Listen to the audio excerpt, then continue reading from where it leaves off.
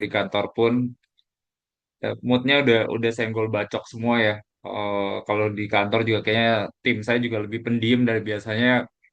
Pas ditanya posisinya lagi lumayan banyak, posisinya lagi turun lumayan dalam gitu ya. Cuman satu yang harus diingat bahwa mindset dan psikologinya nih di market kayak gini yang menurut saya itu harusnya lebih lebih jadi priority dibandingin kalau kita punya technical skills atau kemampuan dari sisi financialsnya. Jadi seperti itu ya.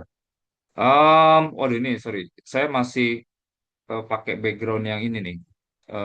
Kemarin saya baru ngajar di Kementerian Keuangan soalnya ngajar FRM. Oke, saya langsung ini aja. Um, oke, jadi kita langsung starting bahas marketnya dulu ya. Um, ya mungkin in overall kayak Bapak Ibu selalu ingat saya kan selalu share saya punya alokasi aset. Kenapa saya selalu share saya punya alokasi aset tuh sebenarnya karena saya penganut penanganan aliran top down gitu. Jadi saya tuh punya belief bahwa kadang kayak perusahaan sebagus apapun kalau marketnya tuh lagi nggak bagus, makronya nggak support, ya biasanya ini saham ini pressure-nya tuh tinggi gitu. Jadi kadang kita mau mencoba melakukan stock picking pun bakal kalah dengan noise dari market. Jadi makanya saya believe bahwa yang menentukan return itu paling besar itu secara statistik itu adalah alokasi aset. Jadi itu ya. Ya mungkin kalau misalnya Bapak Ibu yang punya pandangan eh, tipikal alirannya yang modelnya tuh bottom up gitu. Jadi bottom up nih agak sedikit berbeda. Jadi tidak terlalu memperhatikan market cycle, bukan saya bilang nggak mempedulikan ya. Tidak terlalu memperhatikan market cycle, cuman lebih memprioritaskan bahwa saya cari saham yang bagus gitu. Saya believe bahwa kalau saham yang bagus, kalau misalnya marketnya pun lagi nggak perform, eventually in the long run itu dia bakal positif gitu ya. Nah, saya bukan yang seperti itu. Saya tuh karena emang backgroundnya itu dari fund manager, jadi typicalsnya tuh saya lebih lebih banyak ke top down. Jadi itu ya. Nah, mungkin ingat ya, terakhir kalau kita ngelihat yang recording yang terakhir di Hungry Stock, itu saya bilang kan bahwa alokasi aset saya itu udah saya naikkan 20% di akhir Mei kemarin gitu ya. Mungkin sedikit ini aja ya, sedikit flashback pertimbangannya apa. Karena di situ sebenarnya saya ngelihatnya bahwa oh ini kayaknya hampir semua berita jeleknya tuh udah keluar. Di fase itu saya udah ngeliatnya kayaknya MSCI-nya udah beres gitu kan. Efektifnya 2 Juni, ini udah rebalancing terakhir. Saya udah berani ambil posisi gitu ya. Terus kalau kita lihat kayaknya rupiahnya juga udah melemah ya, lumayan dalam. Saya lihat downside risk-nya juga udah lumayan terbatas. Belum banyak katalis positif gitu ya. Cuman saya melihat bahwa ini entry point-nya menarik. Akhirnya saya berani naikin posisi saya sampai 20%. Jadi itu sih, saya ngeliat intinya semua berita jeleknya itu udah turun. Nah, akhirnya ini saya soal sejujur itu ya, saya fair-fairan. Jadi di hari pas masuk itu kan Juni kan 1 Juni libur. Tanggal 2 itu marketnya masih bagus, masih positif. Saya kelihatannya oh momentumnya kayaknya bagus nih, balik gitu ya. Saya masih maintain, saya punya posisi, saya masih maintain. Heavy waktu itu tuh lumayan banyak, itu kayak ke beberapa komoditi sama ada ke banks. Ya, saya kan udah pernah bilang bahwa saya tuh dua aja ke situ. Jadi komoditi sama banks. Nah, cuman di hari Rabu, em, ngeliat tiba-tiba marketnya kok turun 4% dan nggak tahu kenapa, kayaknya satu market nggak ada yang tahu gitu ya. Ya mungkin saya doang kali nggak tahu ya. Cuman kalau misalnya coba cross checking sana sini, nggak ada yang tahu kenapa kayak market tuh koreksi. Nah, cuman ternyata kalau coba cross checking sana sini, ternyata kalau kita lihat itu intinya di sejumlah grup itu banyak rumor ya. Rumor tuh kemarin lumayan banyak gitu ya. Kayak contohnya kita bakal diturunin statusnya ke frontier market. Ada yang bahkan bikin sampai kayak lembaran MSCI yang kayak biasa gitu ya. Terus ada list kan kayak develop market, emerging market, frontier market, sama standalone. Nah, Indonesia dimasukin ke dalam yang listnya si frontier market itu. Cuman ternyata itu hoax. Itu hoax ya. Nah, jadi, oh saya pikir kayaknya emang ada yang mencoba ngasih fear gitu ya ke market.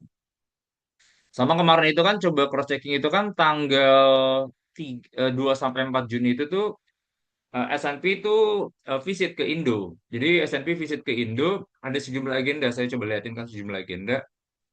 Closingnya nanti tanggal 4-nya itu ketemu Pak Purbaya. Cuman mereka ketemu dengan Tara, ketemu Ministry of Trade, Industry dan lain-lain gitu. Jadi intinya itu. Cuman waktu itu ada yang ngasih ini, banyak yang ngasih artikel bahwa diskusinya S&P ini intinya adalah bakal turunin rating obligasinya Indonesia. Which sebenarnya belum ada kesimpulan ya, belum ada kesimpulan gitu. Jadi saya mikirnya, oh ini kayaknya pure cuman fear aja. Saya nggak mau ini cuman noise doang gitu. Saya cuma noise doang. Nah, akhirnya di posisi itu ya udah saya masih maintain saya punya posisi. Cuman di hari Kamisnya ternyata saya lihat, oh marketnya kok nggak angkat gitu ya. Di awalnya tuh lumayan negatif. Di posisi itu akhirnya ketika misal marketnya udah turun lebih dari 1%, pelan-pelan tuh ke 2% gitu ya. Saya langsung cut loss saya punya posisi. Dan lumayan dalam ya, tuh biasanya tuh, aduh, saya ngerasa kayak sakit juga ya. Maksudnya cut loss ini tuh sangat berat gitu ya. Walaupun saya sebenarnya cuma punya 20% saham ya. Cuman di situ sangat sangat berat gitu. Kerasa ya, maksudnya Bapak Ibu mungkin yang punya posisi lumayan lebih besar gitu secara alokasi asetnya. Jadi itu sih sebenarnya ngasih gambaran ya. Saya sih sebenarnya di posisi saat ini istilahnya nggak mau kayak coba nangkep pisau jatuh gitu ya. Saya nggak mau coba nangkep pisau jatuh. Saya nggak mau coba kayak buy in the deep gitu ya. Saya akan coba benar-benar lihat lihat katalisnya dulu. Karena satu ya, maksudnya one thing kalau misalnya ngomongin market nih, valuasi murah tuh adalah one thing ya. Cuman kalau misalnya growth, catalyst, stability, itu another things gitu. Jadi kadang kita misalnya beli saham murah, cuman nggak ada growth-nya, nggak ada stability-nya, nggak ada ininya, sama aja kayak kayak bull trap gitu. Jadi kita masuk buat ya udah that's it murah aja. Cuman kita nggak tahu nih company growth-nya bakal ada apa enggak. Jadi itu sih. Jadi itu sedikit gambaran di posisi sekarang ya. Saya akan coba. Saya posisi sekarang tuh 0% saham. Benar-benar nggak pegang saham sama sekali ya. Saya akan coba mantau dulu beberapa data. Walaupun so far nih saya langsung share dulu ya.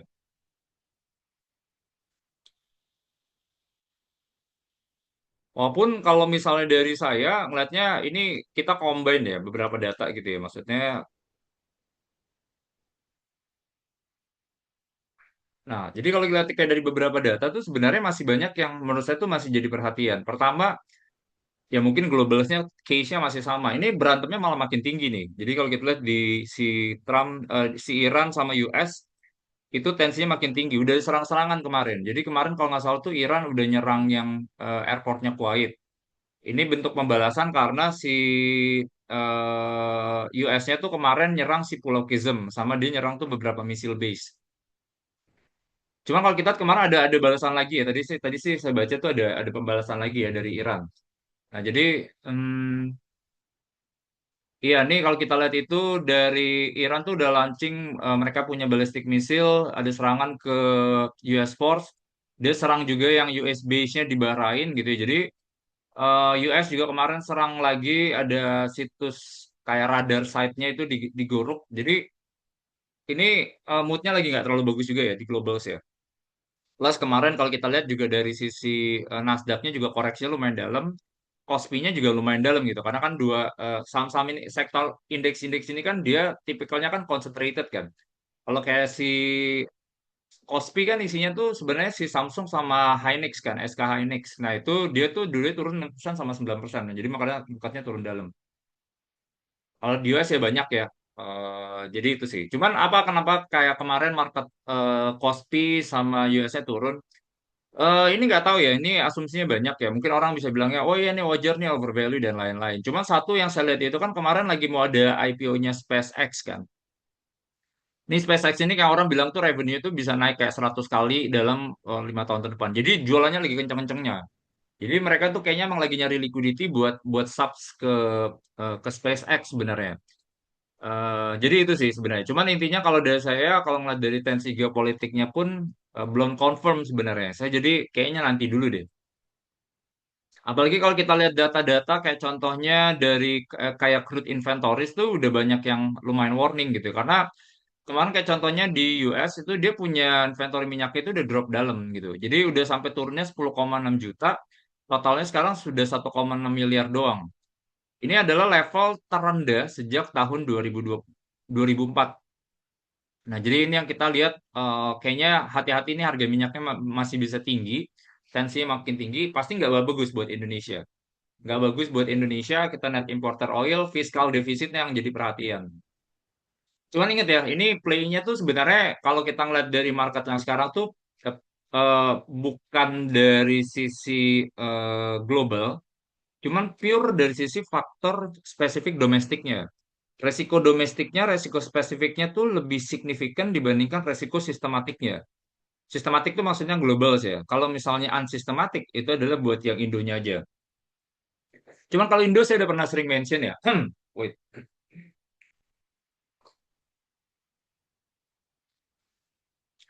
Hmm. Banyak sejumlah kebijakan yang saya nggak terlalu favorable gitu ya. Saya udah pernah bahas masalah ekspor satu pintu. Overall sih sebenarnya message-nya kan bagus ya. Saya udah pernah cerita panjang ya soal ini ya. Intinya sih mindahin dari yang kaya ke yang miskin gitu. Cuman kalau kita ngelihat track record zaman-zaman 90-an tuh, ini nggak pindah ke yang miskin gitu ya maksudnya. Ini yang pindah malah ke tengah-tengah gitu ya. Ibaratnya ke circle-circle-nya aja. Itu yang sebenarnya investor lumayan worried. Walaupun message-nya sebenarnya masalah si sentralisasi ekspor itu sebenarnya positif. Cuman masalah eksekusi ini yang jadi investor lumayan worried. Kedua yang saya agak lumayan worried yang baru-baru ini juga muncul itu adalah RUU P2SK. Intinya sih mungkin beberapa investor ngeliatnya bagus gitu ya. Ya mungkin terlepas dari ada possibility bias dari saya mungkin. Cuman kalau dari saya sih ngeliatnya gini sebenarnya. Kayak contohnya kan ada kayak perluasan sejumlah kewenangan buat beberapa lembaga. OJK, Bank Indonesia, dan Antara gitu ya. Pertama BI sih. Jadi BI itu intinya adalah salah satu statementnya adalah kalian harus bantu bukan cuma mendorong tumbuhan yang berkelanjutan, cuman statementnya diubah jadi mendorong pertumbuhan yang lebih real, bukan sustainable, cuman real growth. Saya dapat message-nya satu nih, wah ini BI somehow kayaknya jadi kehilangan independensinya, which yang sebenarnya fokusnya BI itu jadi rem, jadi stability gitu ya. Cuman ini intinya satu cerita besarnya frameworknya pemerintah sekarang itu adalah pertumbuhan. Jadi pertumbuhan itu yang dibaratnya digadang-gadang tuh menjadi KPI-nya. That's it gitu. Mau cost-nya kayak gimana, mau dolar kayak gimana, mau government spending lompatnya kayak gimana, mau kita pinjem dari sana sini makin gede gitu ya. Cost kita, funding cost kita naik terus gitu karena biaya obligasinya itu lagi mahal. Intinya fokusnya KPI-nya itu growth gitu. Kalau menurut saya sih lihatnya seperti itu gitu. Jadi kalau misalnya kayak perluasan ini, waduh ini BI yang harusnya lebih prudent gitu ya. Ada perluasan saya agak lumayan worried. Sama Danantara sih. Kemarin kan ada yang bikin PP yang baru itu tahun 2026. Intinya sih sebenarnya ada beberapa skema yang jatuhnya apapun dilakukan salah satunya untuk pertumbuhan. Eh, Salah satunya adalah itu sih perluasan Danantara intinya adalah kalau misalnya dulu Danantara itu nggak butuh approval, bukan nggak butuh approval sih. Intinya uang yang dari APBN, Anggaran Pendapatan Belanja Negara ini bisa langsung masuk ke Danantara. Nah, jadi kan kalau dulu kan SOI mekanisme dividen masuk APBN, APBN ini. Nah, ini intinya kalau si Danantara ini, Danantara Investment kayaknya holding investasinya, intinya bisa ambil injection tuh dari si APBN-nya. Jadi itu yang saya sebenarnya, aduh, nggak terlalu nyaman gitu ya. Dengan situasi sekarang tuh saya nggak terlalu nyaman gitu. Jadi saya melihatnya sih sebenarnya trust dari pemerintah itu sekarang lagi lumayan jatuh gitu ya. Ini something yang menurut saya juga secara komunikasinya nggak terlalu bagus. Saya nggak terlalu mau banyak bahas politik. Nah, jadi itu sih, trustnya tuh lagi lumayan jatuh. Nah, datanya gimana so far? Nah, menariknya gini sih, kalau kita ngelihat kayak satu yang jadi kata kuncinya itu kan sekarang adalah rupiah. Salah satu yang bisa ngasih gambaran bahwa trust dari sisi investor dulu balik itu adalah rupiah. Cuman pergerakan rupiah akan seperti apa nih sebenarnya? Kita lihat sebenarnya masih ada ruang pelemahan dari posisi yang sekarang. Karena gini, pertama kita coba lihat data terakhir tuh istilahnya namanya current account. Kita bisa combine sebenarnya. Ini capital account namanya. Jadi si capital account ini ada tiga komponen yang kita bisa lihat. Itu pertama adalah uang masuk dari yang obligasinya Bank Indonesia, SRBI, uang masuk yang ke obligasi pemerintah, SBN, sama uang masuk ke ISG kita. Nah, mungkin kalau kalau Bapak Ibu lihat statementnya Pak Purbaya kan pasti kasih message-nya positif gitu ya. Oh ya nih, kita masih akumulasi inflow dari segini sampai segini. Saya agree di situ, saya nggak akan ngebantah. Cuman kalau misalnya ngelihat data secara monthly, GCI kita tuh negatif kemarin. SRBI kita itu juga jatuhnya net outflow. Government bonds kita inflow ada masuk. Saya setuju. secara bulanannya ya, kita nggak boleh lihatnya secara kumulasi karena bias nih. Kalau kumulasi itu forma yang dulu yang bagus gitu ya, seolah-olah masuknya tuh dulu bukan sekarang. Nah, sekarang tuh kemarin datanya bagus. Cuman kalau kita ngeliat secara size outflow-nya itu eh, trennya lebih rendah dibandingkan sebelum-sebelumnya. Loh kok bisa gitu? Padahal kan kita udah naikin 50 basis point sampai 50 basis point naik gitu. Jadi kasarnya kita udah naikin bunga pun kita ibaratnya kayak, yuk kasih pinjaman deh ke saya gitu ya. Saya naikin bunganya gitu ya. Kamu pinjam ke saya. Mereka pun nggak berani gitu ngasih pinjam. Berarti artinya apa? Ada masalah trust. Gimana cara ngekompensasi trust ya? Biasanya kan kalau case-case secara historis itu kan biasanya kita mau nggak mau harus kasih bunga yang lebih tinggi lagi kan. Jadi ini saya sebenarnya, waduh, ini kalau data dari data outflow-nya ini masih foreign flow-nya masih jelek gitu ya, saya masih nggak berani. Terus nanti kita akan coba tunggu data foreign reserve gitu, ya, cadangan devisa. Cadangan devisa ini pasti bakal turun dalam. Jadi ini cadangan devisa ini bakal turun dalam. Ini yang pasti juga ngasih message ke investor, wah ini kita udah level yang lumayan alert. Itu yang pertama. Kedua adalah ngelihatnya tuh dari sisi trade surplus atau surplus perdagangan. Jadi kalau kita lihat surplus perdagangan itu kemarin kan sebenarnya selama 72 bulan berturut-turut itu kita emang masih trade surplus gitu ya. Intinya masih bagus lah datanya gitu ya. Ekspor kita masih kencang, impor kita masih relatif kejaga. Cuman kalau kita ngelihat yang terakhir datanya masih surplus. Cuman data importnya tuh udah naik banyak gitu ya. Ekspornya masih ada, cuman trennya udah diminishing, udah mulai turun. Kenapa? Karena kalau kita ngeliat ekspor itu kan komponennya dua. Harga bagus, lagi naik semua, cuman volumenya nggak ada. Bukan volume yang nggak ada, ya, volumenya turun. Kenapa? Karena pemerintah kan cut RKB kan. Batu bara cut 790 jadi 600 juta ton. Nikel kita cut gitu ya. Jadi ini jualannya susah nih. Di bagian ekspornya nih ke depannya jualannya itu bakal susah. Berarti kalau artinya jualannya susah, permintaan rupiahnya itu bakal berat. Kalau permintaan rupiahnya bakal berat, berarti artinya rupiahnya ada ruang melemah. Apalagi kalau kita ngelihat kayaknya beberapa negara udah mulai sebel juga gitu. Kayak contohnya China misalnya. Kayaknya China tuh udah ini ya, kan kemarin kan China bilang udah kasih statement kita mau stop dulu deh beli batu baranya Indo gitu ya. Mereka lagi evaluasi beberapa kebijakan. Sekarang tuh bahkan kayak perusahaan-perusahaan China yang bisnisnya nikel gitu ya, dia lagi cari tambang-tambang baru itu di daerah-daerah Afrika. Singsan itu lagi nyari, Lijen lagi nyari. Semua itu lagi pada nyari gitu ya. Kenapa? Mereka kesel sebenarnya. Bayangin kalau misalnya kayak mereka udah invest banyak, bikin smelter gitu ya, udah joint venture, kasih teknologi, ajarin cara bikin rotary kiln electric furnace gimana, bikin etspal kayak gimana. Terus tiba-tiba regulasinya langsung diubah. Suruh jual ke Danantara, dikasih biaya royalti, RKAB-nya dipangkas gitu ya. Waduh, kok nggak pasti gitu ya. Nah, bahkan kayak orang kan mikirnya, waduh, harusnya kan China ini disupport ya Bapak Perintah. Cuman kok kayaknya ada kecenderungan pemerintah tuh lebih pro ke US dibanding ke China. Karena kayak contohnya kebijakan yang DHE ya, devisa hasil ekspor. Itu kan pengecualiannya sebenarnya cuman ke perusahaan US aja kan. Cuman China-nya tuh nggak dapat gitu. Maksudnya kalau kita lihat exemption-nya tuh buat perusahaan US aja, DHE nggak usah gitu. Cuman China-nya kena. Wah, kita trading partner yang paling gede loh. Kita udah invest banyak loh. Kita salah satu FDI yang paling besar gitu. Jadi udah trading partner gede, FDI-nya gede, cuman malah nggak ada treatment spesial gitu ya. Saya sih kebayang ya, masa jadi pemerintahnya kayaknya lumayan sebel juga. Jadi ya udah deh, kita cabut aja deh dari Indo gitu ya. Nah itu yang saya sebenarnya juga harus hati-hati ya. Ini mungkin masih awal gitu ya, karena ini kan jatuhnya mungkin masih short term. Orang mikirnya ini adalah temporary. Kemarin market correction itu pure market mekanisme. Jadi mungkin kayak somehow trust dari sisi investor ke Indo sedikit dibungkus concern masalah tata kelola.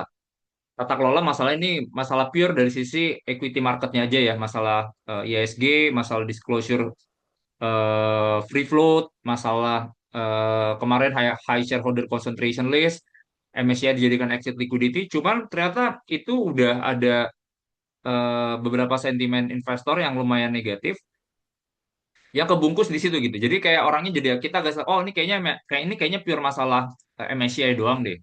Kayaknya concern masalah ekonominya nggak terlalu signifikan ada, cuman nggak terlalu signifikan. Cuman sekarang kayaknya pas itu udah beres, ini muncul gitu. Waduh, ini ada something yang struktural. Jadi saya pribadi sih sebenarnya masih belum.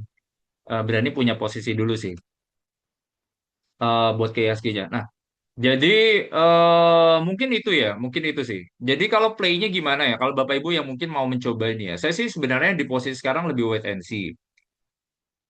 Saya tunggu data katalis positif dulu. Eh, Mungkin kalau misalnya nggak, saya sarankan juga sih sebenarnya buat trading. Karena risikonya juga gede. Orang mencoba, aduh nih sayang nih uang nganggur. Cuman saya lihat kayaknya risikonya lumayan ini ya. Banyakan risiko ke bawahnya pada risiko ke atasnya ya. Ya kalau misalnya mau trading pun kalau Bapak Ibu punya skillnya nggak apa-apa gitu ya. Cuman ya saya sarankan kalau sekarang ini ya market seperti ini saya selalu bilang sih. Kalau marketnya lagi bullish gitu ya trennya, kita bisa buy and hold. Panjang tuh oke. Cuma kalau misalnya marketnya sideways, kita masih bisa buy and hold gitu ya. Buat beberapa company yang prospeknya bagus, eh, trennya masih bagus gitu ya, secara trennya tuh masih bullish. Cuman nggak boleh terlalu agresif gitu ya. Kita bisa lebih banyak kayak trade. Cuman kalau marketnya lagi bearish kayak gini, buy and hold tuh udah strategi yang menurut saya tuh em, sangat berisiko sih. Menurut saya sih sangat berisiko ya. Karena potensi downside-nya kita nggak tahu nih. Bottomnya tuh di mana tuh kita nggak tahu. Karena mungkin istilahnya kalau mungkin Bapak Ibu yang belajar statistik gitu ya. Kalau ibaratnya kayak kita gambarinnya kayak kurva ya, saya mungkin sedikit ini ya, karena saya baru ngajar FRM juga. Jadi istilahnya kan ada yang namanya kayak gini ya. Kalau kita ngeliatin kurva nih, di modelnya kan kayak gini kan. Nah, ini ibaratnya kayak pergerakan return sebenarnya, pergerakan return. Nah, posisi sekarang itu ada namanya sigma return. Jadi kalau misalnya sigma return itu adalah Z sama dengan X min X bar dibagi standar deviasi. Kita nih udah di ibaratnya nih di resikonya tuh di ekor gitu ya. Kita udah resikonya tuh di ekor. Nah, jadi di fase sekarang nih resiko ekor ini hati-hati gitu. Karena ini yang mungkin probability-nya jarang kejadian. Orang juga mikirnya sekarang kayaknya nggak ada di textbook gitu dan lain-lain. Cuman low probability, high severity. Dampaknya tuh bakal signifikan. Jadi itu ya si Sigma ini yang saya sebenarnya lagi coba liatin dulu nih. Resiko ekor ini saya nggak berani berani coba lawan gitu ya. Karena ya itu maksudnya kayak zaman-zaman dulu 98 2008 tuh resiko-resiko di ekor tuh namanya. Itu istilahnya namanya tail risk namanya. Em, jadi itu sih ya dari market. Walaupun terlepas dari pemerintah sih, saya ada appreciate beberapa hal ya. Sejumlah kebijakan kayak contohnya kemarin yang MBG pengelolaannya nanti bakal dilakukan di kantin. Saya positif sebenarnya ngeliat itu. Jadi akan meminimalisir risiko terkait dengan korupsinya. Em, Kedua, kayaknya komunikasi ke publiknya juga sekarang lebih lebih sering ya. Cuman satu yang ramai kemarin tuh masalah diganti Menteri Keuangan sih. Pak Purbaya diganti. Nggak tahu seperti apa, cuman rumornya ini sangat kencang. Possibility-nya ada nggak? Ada. Karena mungkin orang investor ngelihatnya dulu kan Chatib Basri juga punya case yang sama ya 2013 2014. Intinya posisi waktu itu lagi liquidity-nya lagi lumayan kering, kondisi makronya lagi nggak terlalu bagus juga. Cuman investor tuh butuh orang yang sebenarnya bisa ngasih trust. Jadi intinya kayak di posisi sekarang tuh orang butuh foreign trust gitu ya. Saya nggak mau bilang kita antek-antek asing sih, cuman di fase sekarang tuh kita butuh investor trust gitu. Jadi buat maintain si rupiahnya ini stabil dulu, uang nih masuk dulu nih ke Indo nih. Pelan-pelan baru habis itu sambil kita beresin gitu. Jadi itu sih. Nah, jadi apakah diganti possibility-nya ada gitu. Cuma saya nggak mau coba ini ya, mencoba menerka-nerka. Sama yang kedua, apakah nanti marketnya bakal reaksinya bagus atau enggak? Ya ini dua sisi sih. Karena kalau kita ngelihat dari retail, kayaknya banyak yang masih suka Pak Purbaya. Cuma kalau kita ngelihat beberapa gitu ya, yang ini ada beberapa yang lumayan doubtful gitu. Karena kan kayaknya lumayan cowboy juga ya, lumayan agresif gitu. Kita butuh sosok menurut saya sih sebenarnya my personal opinion ya, orang yang bisa ngerem. Kita harus kasih prudent dulu nih buat ke investor. Kita nggak boleh kayak sembarangan ngasih data. Jadi itu sih. Oh mungkin ini sedikit nih, Pak. Ada kemungkinan nggak kalau seandainya rating obligasi kita diturunkan? Ruang itu ada. Karena kemarin kan data defisit kita itu kan sebenarnya makin lebar. Kemarin 0,9 di Maret, di Aprilnya bagus, 0,6% karena pajaknya lumayan bagus. Cuman di Mei itu datanya nggak terlalu bagus, 0,6 jadi 0,7. Nah, jadi defisitnya makin lebar. Belanjanya makin banyak karena waktu itu government spending yang di first quarter kita 30, kemarin berapa ya? 31. Kemarin tuh 21% yang di first quarter, cuman terakhir tuh 34% kalau nggak salah. Ya, government spending dua sisi ya, uangnya cepat masuk ke ini atau belanjanya jadi sangat sangat signifikan di push duluan, bikin resikonya jadi gede. Cuman intinya gini sih sebenarnya ya. Dari posisi sekarang dengan ruang minyak yang ada yang meningkat, inventory minyak lagi lumayan turun. Kemarin juga beberapa perusahaan udah kasih alert gitu ya. Kemarin Exxon, Saudi Aramco, Epson, mereka ngelihatnya Shell, dibilangnya, waduh ini level minyak kita tuh di level yang udah lumayan alert gitu ya, lumayan kritikal. Ini harus hati-hati. Kalau harga minyaknya naik, kena terus gitu ya ke kita punya ini. Dan yang kedua adalah rupiah. Rupiah asumsi kita tuh cuma 16.000 sebenarnya. Sekarang 18.000. Berarti artinya import-import kita tuh yang buat eh, makin mahal berarti kan. Nah itu bakal pressure buat ke defisitnya. Jadi ruang diturunin rating obligasi kita itu ada sebenarnya. Kalau ruang diturunin Indonesia ke eh, frontier market, probability-nya saya bilang lebih kecil. Mungkin cuma 5 sampai 10%. 10% I can see. Cuman kalau buat kita diturunkan rating obligasi, resikonya lebih ada sih. Nah, cuman ini ya, maksudnya ini dua sisi sih. Rating di obligasi diturunkan tuh pasti jadi sentimen negatif. Karena artinya risiko gagal bayar Indonesia tuh meningkat. Rupiah itu bakal melemah gitu ya, rupiahnya bakal melemah, asing itu bakal bakal ini. Cuman nggak akan se ekstrim kalau seandainya kita diturunin ke non investment grade. Jadi gini sih, kan kalau misalnya rating obligasi itu kan ada beberapa ya.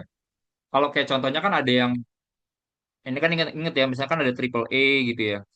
Nah, terus kalau misalnya kalau di investment grade itu ada namanya BBB. Ini saya biasa pakai pakai bolpen nih. Terus kalau misalnya di eh, kita diturunin satu notch itu jadinya BBB minus. Ini jadinya B B minus. Nah, cuman itu masih kategori investment grade. Intinya sih kalau misalnya investment grade itu yang mau masuk obligasi Indonesia masih masih boleh lah kalian masukin ke stock universe gitu ya. Kalau kalian mau misalnya kayak saya fund manager di luar gitu ya. Pak saya mau masuk obligasinya Indo ya gitu ya. Apa ratingnya investment grade? Oh yaudah masih boleh. Jadi masih masuk nih ke portonya. Cuman kalau dia misalnya udah non investment grade, nih misalnya non investment grade, nah ini udah di bawah nih kalau udah BBB, BBB minus, ini BB plus, double B plus, nah ini udah non investment grade. Ini udah non investment grade, berarti artinya itu yang bakal nge-trigger outflow gila-gilaan. Nah, pertanyaan adalah satu, kita turunnya satu notch, ini kan kita sekarang di sini kan, kita turunnya satu notch atau kita bisa langsung lompatnya dua notch. Menurut saya sih harusnya satu notch ya, karena case-case yang lompat dua notch itu kalau kita lihat itu ekstrim ya. Jadi kalau kita yang saya lupa deh terakhir tuh Nigeria, Greece dulu, Rusia juga pernah gitu ya. Cuman itu sanksi itu sesuatu yang sangat sangat signifikan gitu ya. Kalau nggak salah itu tuh si Nigeria ada apa gitu ya, cadangan devisa itu drop lumayan banyak. Rusia juga waktu itu ada kena sanksi sana sini, eh, ekonominya lumayan jatuh. Cuman kalau buat case-nya Indonesia sih sebenarnya saya juga discuss sama ekonom, kayaknya case-nya adalah kita turun satu notch. Trigger outflow, cuman nggak akan se ekstrim kalau seandainya kita langsung turun dua notch gitu. Jadi itu sih dari ini ya. Saya akan coba pantau sih datanya seperti apa.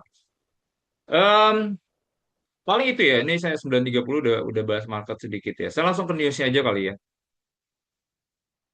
Kalau global ya, kalau global sih saya nggak terlalu mau perhatiin ini sih ya. Maksudnya ini concernnya banyak ke Indonya secara spesifik, secara sistematiknya. Cuman ada beberapa hal yang saya masih lumayan worried gitu ya. Defisit fiskal di beberapa negara tuh lagi lebar-lebarnya juga. Jadi ini di fase yang mungkin kayak istilahnya, saya minjem istilahnya ini ya, CEO Goldman, ini David Salomon ya bilang gitu bahwa ini di fase market tuh lagi greedy, bener-bener greedy gitu ya. Karena kemarin juga kan beberapa apa AI company, Anthropic, OpenSpace, SpaceX lagi nyari duit, Meta tadi datanya lagi nyari duit. Jadi semuanya lagi banyak yang fundraising. Jadi lagi banyak yang fundraising. Jadi di level sekarang nih mereka ngeliatnya AI ini kayak grid levelnya tuh lagi lumayan tinggi gitu ya. Nah, cuman menariknya gini ya, saya sih terlepas dari kemarin kan market Nasdaq-nya koreksi lumayan dalam ya. Cuman satu yang saya sebenarnya juga agak-agak hati-hati juga di global. Kalau Bapak Ibu mau coba invest ke US market misalnya, kemarin tuh data reksadana pasar uangnya di US itu all time high. Ini saya ada nggak ya datanya? Nah, ini kemarin tuh reksadana di US itu 8,3 triliun US dollar. Ini adalah level tertinggi sepanjang sejarah. Jadi ada something kan kalau misalnya reksadana pasar uang itu kan ngasih proksi bahwa wah saya nggak mau pegang yang saham dulu deh, saya nggak mau pegang yang kombinasi dulu. Cuma saya mau yang aman dulu nih reksadana pasar uang, yang paling aman. Nah itu juga ngasih sense bahwa kayaknya sekarang lagi defensif gitu ya. Fase di mana sekarang kan indeks ini lagi lumayan banyak yang kalau kita lihat datanya tuh secara price earnings istilahnya kayak cyclical price earnings, Shiller PE itu udah di level yang zaman-zaman mirip-mirip sama krisis. Jadi resikonya sebenarnya banyak. Jadi itu sih. Sebenarnya Indo tuh menarik ya. Maksudnya kalau kita namanya juga indeks di turun dalam, opportunity tajirnya tuh sebenarnya di Indo. Instead kayak di Amerika yang ya mungkin possibility naiknya ada gitu ya. Cuman resiko ke bawahnya juga gede. Nah, cuman Indo ya. Indo intinya sih satu ya. Intinya kayak kita butuh stability, kita butuh catalyst, kita butuh growth. Selama itu belum muncul, saya nggak berani ini dulu ya. Ambil posisi yang agresif. Jadi itu em, ya kemarin Bitcoin pun karena udah sempat turun ke 60.000 ya. Kemarin karena si MicroStrategy itu si Michael Saylor tuh jualan banyak tuh. Kayaknya dia udah padahal tiap ini tweet gitu ya aset yang nggak mungkin turun bakal naik terus. Akhirnya mereka jualan juga. Kayaknya udah confidence-nya dari sisi investor ke Bitcoin juga udah drop ya. Ini saya bilang nih Goldman, David Solomon intinya lagi pada grid sekarang. Ini hati-hati. Inflasinya juga lagi pada tinggi ya. Oh, ini menarik kemarin data data eh, kemungkinan The Fed naikin suku bunga di tahun ini tuh sekarang udah sampai 70% ya. Coba saya. Jadi kalau kita lihat data terakhir yang di CME Fed Watch Tools-nya ini, em, ya tadi terakhir tuh saya baca probability suku bunga dinaikin itu udah 60% bahkan sekarang. Sekarang 60% ya. Jadi ada possibility kita naik ke 375, 38,2%, yang 400 10,9%. Jadi sekarang tuh probability kenaikan suku bunga tuh udah tinggi ya. Dan ini biasanya market tuh sentimennya nggak terlalu bagus biasanya. Jadi itu em, paling itu ya yang menarik ya. Ini juga harga inflasi juga jadi perhatian ya. Ini harga inflasi jadi perhatian karena harga beras di Thailand tuh udah naik 20% ya. Ini eh, lumayan signifikan gitu ya. Jadi ini juga jadi concern. Tarif ini juga jadi PR nih. Kita ada tambahan tarif lagi 12,5%. Intinya kayak beberapa negara yang diindikasikan kita pakai kayak kerja paksa gitu ya buat produksi barangnya. Salah satu adalah Indo. Ini lagi dievaluasi. Ini angkanya lumayan juga nih 12,5%. Em, Paling gitu ya. Kesepakatan kira-kira gimana Pak? Ada nggak? Wah ini kayaknya susah sih. Intinya kalau kesepakatan US Iran nih kayaknya banyak. Karena kemarin si Israelnya juga ngancem gitu ya. Si eh, Perdana Menterinya Benjamin Netanyahu-nya bilang intinya kalau kalian aneh-aneh gitu ya, kalian tuh bermain nama api sekarang gitu. Kita bakal bikin serangan gabungan lagi antara US Iran itu ke US Israel ke Iran. Jadi itu yang Bapak Ibu coba liatin. Kemarin ada ini pajak penghasilan final UMKM ini diperketat. Sebenarnya sih ini bagus ya, message-nya bagus gitu. Karena kan kita tahu bahwa kan ada beberapa company yang biasanya kan ada maksimum omsetnya itu kan 4,8 M. Cuma mereka tuh biasanya tuh bikin beberapa entity gitu. Ya. Mereka pecah A, B, C, D, E gitu. Jadi untuk ngakalin pajak. Cuman intinya diperketat. Ya bagus lah sebenarnya buat memperkuat kita punya penerimaan ya. Jadi itu em, ya tahapan ekspor satu pintu ini hati-hati karena di tahap awal ini yang kena tuh ada CPO, ada batu bara, sama ada ferroalloy ya. Jadi nanti kalau kita lihat itu Juni sampai Agustus itu jadi transisi awal. Jadi BUMN ekspor itu bakal ngurusin admin-adminnya sama dokumentasinya. Nanti yang di September BUMN tuh bakal ambil peran buat di bagian ekspornya sampai transisi nanti hingga 31 Desember masih boleh ekspor, cuman BUMN-nya tetap diajak sebagai broker. Nanti implementasi penuhnya dilakukan nanti di 1 Januari.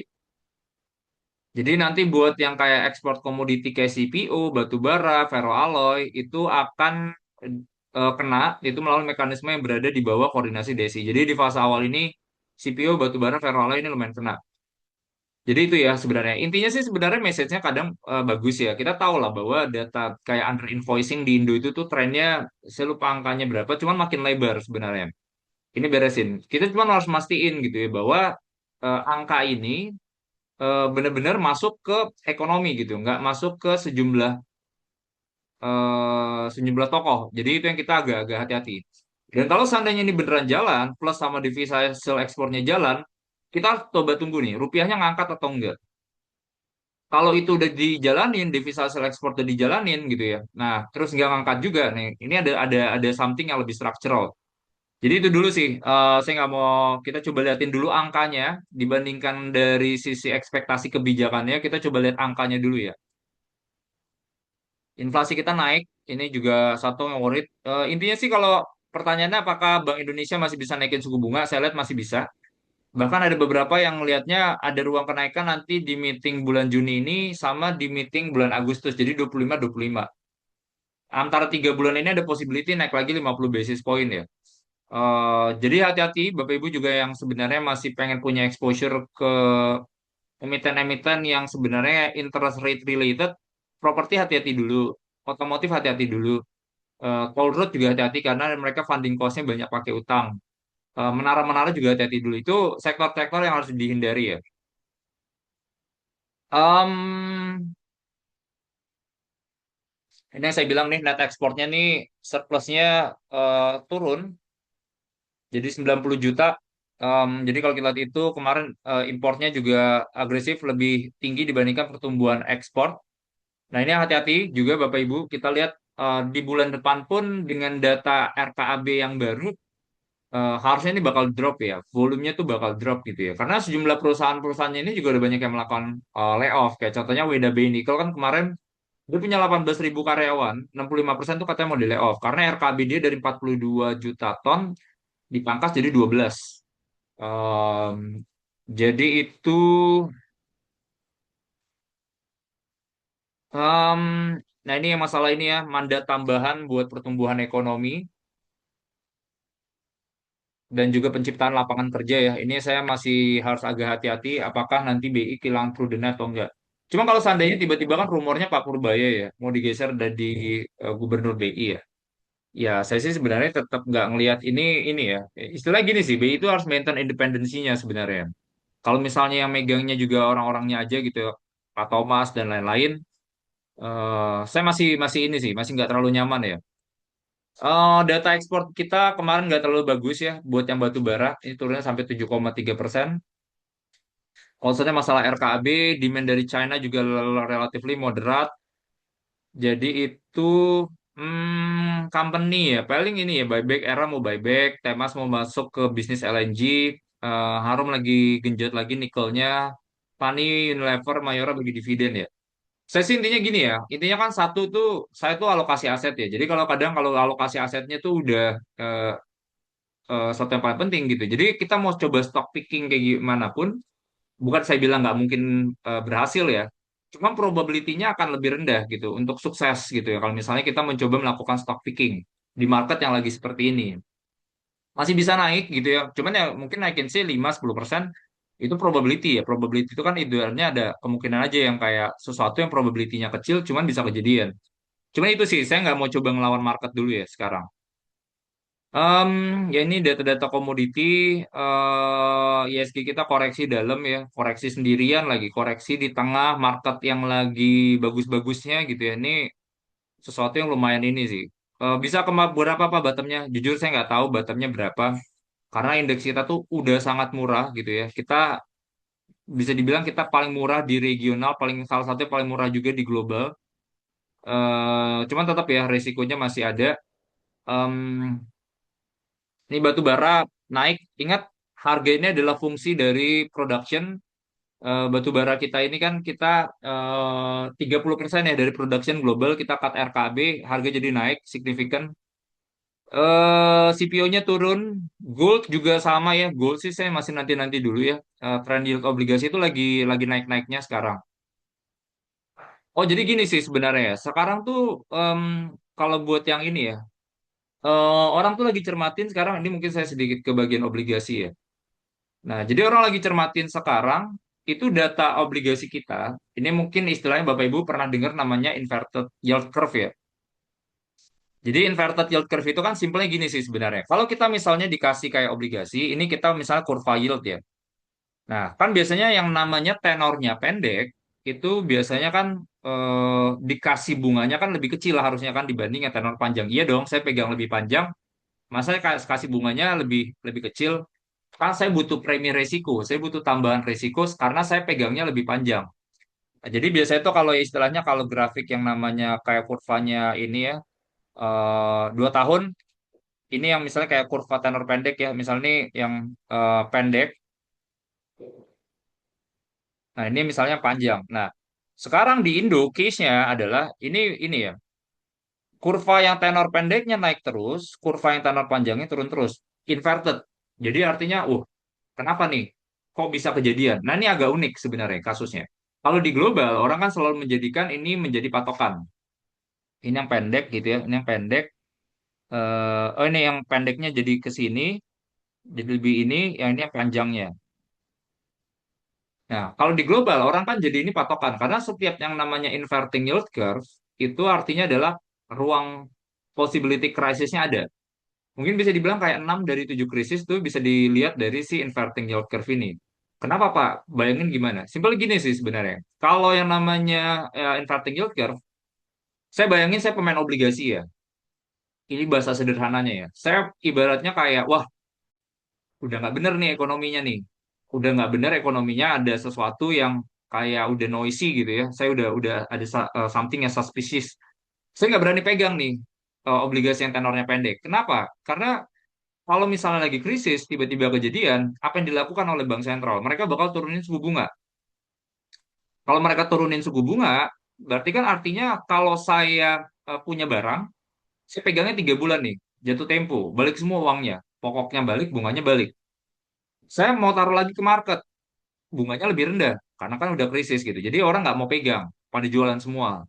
Sama ya namanya juga ada potensi krisis, ya pasti resiko liquidity-nya kan tinggi kan. Kalau saya mau jualan jangka pendek udah jatuh tempo, mereka nggak punya uang, resikonya gede.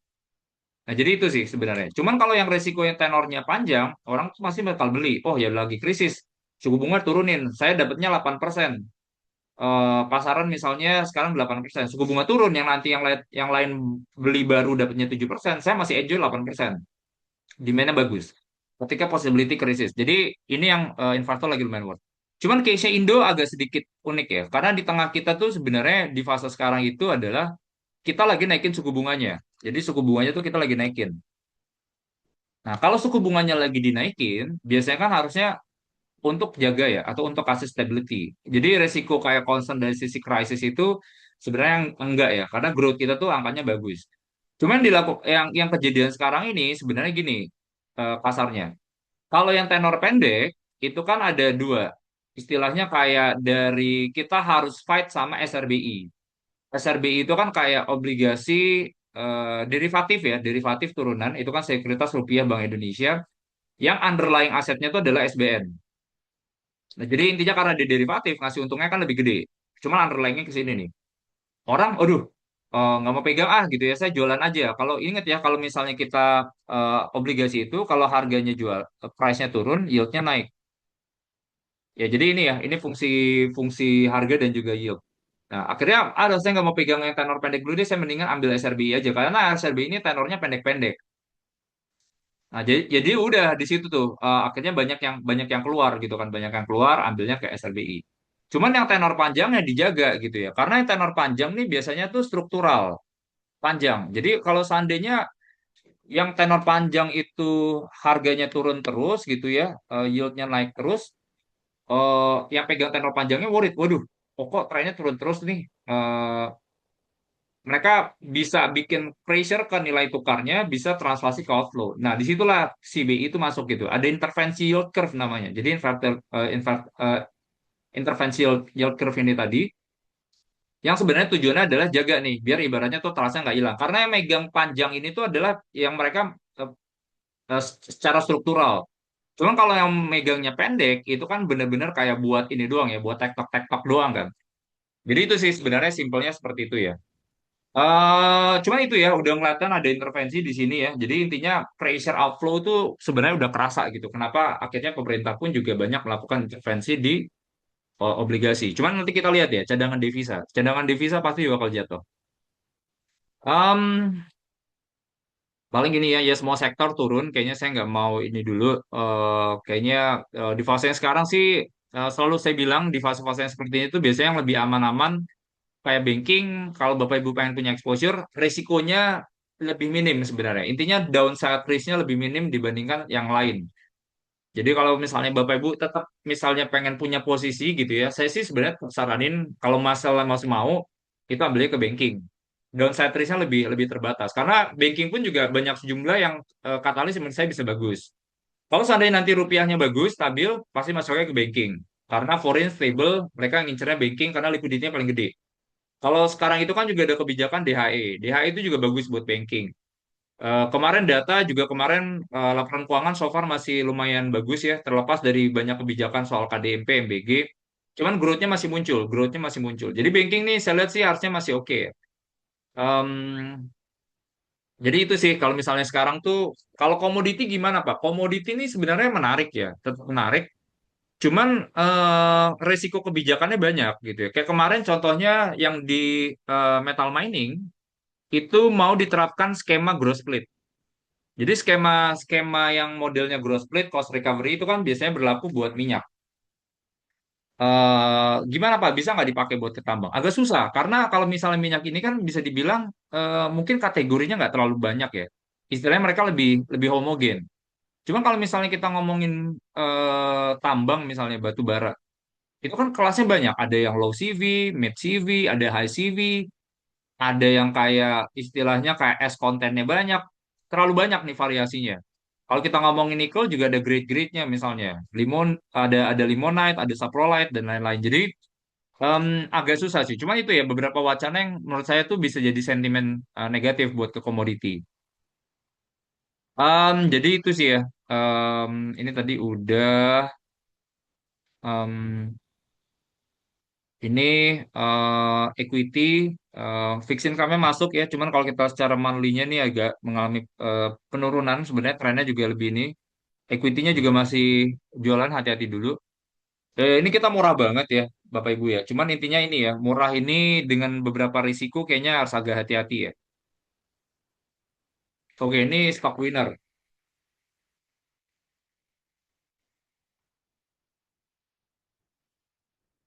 DSSA naik banyak ya, cuman ini sebenarnya company bagus ya. Kalau kita lihat kan sebenarnya mereka tuh bisnis awal kan sebenarnya kayak kayak bisnis batu bara kan, bisnis batu bara trading. Cuma mereka lagi expand banyak. Intinya sih mereka expand ke bisnis yang saya juga lumayan favor gitu. Mereka ambil ke data center, mereka ambil ke energi baru yang saya lihat tuh growth-nya kencang gitu ya. Positif sebenarnya. Cuman itu ya, maksudnya karena market risk harus agak hati-hati sih. Kalau Bapak Ibu masih pengen spekulatif, ya saya sarankan sih sebenarnya jangan ya. Di fase seperti ini jangan dulu gitu ya. Cuman ya kalau misalnya mau masuk suatu saham gitu ya, intinya butuh buffer ya. Yang saya bilang tuh istilahnya kan namanya margin of safety kan. Kalau far value-nya di sini gitu ya, misalnya far value-nya di sini, ya ambilnya deep discount aja. Misalnya 50% ada margin of safety masih oke gitu, masih bisa naik 2 kali. Jadi itu ya, margin of safety-nya gimana ya? Simpel aja lihat dari kalau dia udah di bawah satu buku ya masih oke. Buffernya banyak sebenarnya. Cuman tetap ya, cari company yang sebenarnya kalau Bapak Ibu punya view-nya long term, Bapak Ibu yang punya view-nya bottom up gitu ya. Cara-cara manage-nya bottom up, megangnya sangat panjang, lebih dari 1 tahun, 2 tahun, 3 tahun, nggak apa-apa buat masuk ke market. Ingat ya, message-nya bottom up ya. Berarti kita nggak terlalu peduli nih, secara harian tuh jangan ngeliatin market aja. Udah invest, tidur. Nah, ini bisa ambil company-company yang sebenarnya resikonya lumayan minim sama growth-nya ada. Utangnya bersih gitu ya. Jadi itu sih. Desa sih menarik ya company-nya buat dilihat. AMRT ini juga ini ya. Cuman saya sih nggak tahu ya. Maksudnya ini sektor yang sebenarnya resiko kebijakannya lumayan gede di fase yang sekarang gitu ya. Masalah kayak contohnya kan dengan ada Koperasi Desa Merah Putih, saya lihat sih ada ya urgensinya pemerintah buat tutup Indomart, Alfamart gitu. Karena kalau nggak ada yang beli ke Koperasi Desa Merah Putih ini. Itu menurut saya ada risikonya. Kedua, kemarin datanya juga nggak terlalu bagus ya. Biasanya kalau market seperti ini, nilai tukarnya makin lemah, daya belinya makin jelek, Alfamart yang punya positioning itu lebih premium pricing, pasti growth-nya bakal drop. Makanya data terakhir kalau nggak salah yang same store sales growth-nya juga nggak terlalu bagus. Brand saya udah pernah bilang gitu ya, di fase yang sekarang ini hindarilah saham-saham yang high shareholders concentration list. Brand tuh cuma 2,5% loh yang pegang di publiknya. Jadi resikonya tuh kita nggak ngerti bandarnya, nggak kenal bandarnya, mereka bisa exit anytime, resikonya sangat besar ya. Terlepas dari mungkin bisa naik gitu ya. Cuman resikonya sangat besar gitu karena mereka free float-nya tipis. Cuan juga sama sih, cuan juga sama. Pesabi, Pesabi ini menarik sebenarnya karena dia tuh kemarin ada announcement dia tuh mau bagi dividen. Dividen itu kalau nggak salah sekitar 105 atau berapa gitu ya. Cuman itu 21% yieldnya. Menarik sih. Cuman inget ya PSAB ya. PSAB ini juga tipikal yang high shareholder concentration list. Itu yang pegang, itu kalau nggak salah, coba ya saya cek ya. Itu si Pak Jimmy, Pak Jimmy Budiarto tuh kemarin beli banyak juga. Dia beli banyak. Sekarang tuh dia pegang 90%. Habis itu Nomura Singapura pegang 2,5%, Suantara Gotama pegang 1,67. Jadi yang sekarang ini masyarakatnya tuh cuma pegang sekitar 7,5. 7,5 ini juga kalau dibuang si Suantara mungkin cuma sekitar 6% ya, sekitar 5,9, 5,8%. Hati-hati sih. Cuman ya itu ya, mereka lagi mau bagi dividen lumayan gede, sampai 21% yieldnya. SMIL no comment, ini forklift alat berat saya lagi nggak terlalu favor. Aman. Ini company yang sebenarnya itu ini ya. Ya jujur kemarin ketika misalnya apa amannya koreksi dalam, saya mencoba gitu ya untuk melakukan trading. Sempat gagal sekali, cuman yang keduanya lumayan berhasil gitu ya. Cuman ini ya, aman menurut saya ini company yang relatively di komoditi itu resikonya lebih minim sekarang gitu ya. Karena itu pertama dari sisi yang kebijakan yang terakhir itu kan yang kena kan masih batu bara sama si CPO dulu, tembaganya belum. Yang kedua adalah masalah kayak dulu eh eh, mungkin starting dari globalnya dulu ya. Globalnya itu lagi bagus. Tembaga itu demand-nya kan tinggi ya. Harganya naik terus, barangnya susah. Intinya sampai 2030, 2035 nih tembaga ini bakal defisit. Defisit artinya banyakkan permintaan daripada barangnya. Nah, jadi harusnya sih bahasa bagus ya. Cuma kan memang PR-nya kan di Indo ini nggak bisa langsung jualan keluar kan. Harus udah bikin smelter. Nah, dulu PR nih, kalau misalnya ini kan mereka minta izin nggak di-approve, izinnya lama. Sekarang tuh udah beres semua. Jadi mereka udah bisa langsung jualan keluar, mereka jualan koper katoda. Nah, ini harusnya bisa bagus buat aman. Dan mereka udah lewat tuh. Capex cycle-nya tuh udah beres gitu. Jadi mereka bikin smelter, bikin ini, itu, segala macam udah beres. Jadi tinggal kita antisipasi si working capital cycle-nya aja, uang-uang masuknya. Cuman itu ya, ini menarik sebenarnya sih company-nya. Cuman itu ya, kalau di fase yang sekarang ini, risikonya ada. Harus agak hati-hati juga kalau Bapak Ibu pengen punya posisi di market yang sekarang ya. Cuman saya pribadi kalau misalnya mau bottom up nih aman menarik sebenarnya. Saya suka sih sama company-nya ya. Mitra di Perkasa. Kemarin ada tender offer juga si First Pacific 1550. Timeline-nya Juni ya. Timeline-nya Juni. Ya mungkin akan relatively stable di situ ya. Merdeka. Merdeka hmm, di fase sekarang sih sebenarnya company-nya masih oke sih. Mereka juga ada exposure ke tembaga kan. Pakai tambang yang tujuh bukit. Emasnya juga jalan. Emas tuh sekarang kan lagi dual listing kan. Lagi ongoing proses dual listing. Nah itu kalau seandainya jalan tuh juga bakal bagus ya. eh Paling itu ya, cuman itu ya hati-hatinya ya komoditi ya. Ini emas sih intinya MDK sih company bagus sih. Company bagus, diversifikasi juga, nggak cuma punya nikel, punya emas, punya tembaga. Earnings juga saya lihat ini bakal bagus tahun ini. Setelah kemarin mereka 3 tahun itu rugi, tahun ini bakal book positif. Tambang emasnya juga udah jalan, production tahun ini bisa sampai 100.000. First quarter juga emas juga kemarin laporan keuangannya bagus. Jadi harusnya ini company-nya bagus ya. Cuman itu ya, ini bottom up ya Bapak Ibu ya. Cuma kalau misalnya mau yang masih bisa turun nggak Pak jangka pendek? Menurut saya sih masih bisa. Karena risiko marketnya masih gede. ITMG, kalau saya pribadi sih mungkin kalau batu bara nih harus agak hati-hati dulu ya. Karena selain pemangkasan RKB, ada masalah tadi, sentralisasi ekspor, ada masalah kayak China itu nggak mau beli lagi, bukan nggak mau beli lagi ya. Mereka bakal ngurangin pembelian batu bara dari Indonesia atau stop import batu baranya Indonesia. Ini bakal kena juga gitu ya, karena China kan gede ya buat market kita. Karena gini sih, sebenarnya China tuh kalau misalnya nggak mau beli dari Indo pun ya bisa-bisa aja. Mereka tinggal kayak gedein aja mereka punya production dalam negerinya. Cuma kan mereka nggak mau gedein itu karena bikin waste kan, bikin polusi kan. Nah, cuman kalau mereka kayak ternyata butuh, ya mau nggak mau mereka bisa kerja dalam negerinya. Atau mereka tinggal ambil aja dari negara-negara lain. Jadi diversifikasi masih bisa sih. Em, yang losers ini ada WiFi. Saya udah pernah bilang ya, WiFi itu masalah execution risk ya. Saya terakhir juga waktu itu ada nanya juga kan, karena gini sih, dia kan targetnya 2 juta pelanggan tahun ini. Cuman terakhir saya ketemu tuh cuman 40.000 ya kalau nggak salah ya. Jadi kayaknya dari yang udah pre-registrasi sampai jadi subscriber itu ke convertnya lumayan lama gitu ya. Jadi itu sih sebenarnya ya. Prospeknya masih bagus, cuman execution risk-nya saya nggak terlalu nyaman sebenarnya. Nanti dulu sih. Inet juga sama nih, karena Inet kan banyak kontrak-kontraknya sama WiFi kan.